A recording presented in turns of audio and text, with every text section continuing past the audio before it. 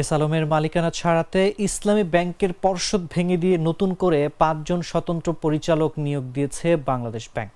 বাংলাদেশ ব্যাংকের governor doctor Ahsan H Mansur নিয়োগ অনুমোদন দেন বলে কেন্দ্রীয় ব্যাংকের নির্ভরযোগ্য সূত্র নিশ্চিত করেছে। নতুন নিয়োগপ্রাপ্ত স্বতন্ত্র পরিচালকরা হলেন রূপালী ব্যাংকের সাবেক ব্যবস্থাপনা পরিচালক মোহাম্মদ ওবায়দুল্লাহ আল মাসুদ, বাংলাদেশ ব্যাংকের সাবেক নির্বাহী পরিচালক খুরশিদ ওহাব, আল আরাফা ব্যাংকের সাবেক উপব্যবস্থাপনা পরিচালক আব্দুল জলিল, ঢাকা বিশ্ববিদ্যালয়ের ব্যাংকিং বিভাগের অধ্যাপক এম মাসুদ রহমান এবং চার্টার্ড অ্যাকাউন্টেন্ট আব্দুস সালাম। স্বতন্ত্র পরিচালক মোহাম্মদ ওবায়দুল্লাহ আল মাসুদ এ পর্ষদের চেয়ারম্যান হিসেবে দায়িত্ব পালন করেন। এর আগে গতকাল বুধবার সংবাদ সম্মেলনে ইসলামী ব্যাংক পিএলসির পরিচালনা পর্ষদ ভেঙে দেওয়ার ঘোষণা দেন গভর্নর।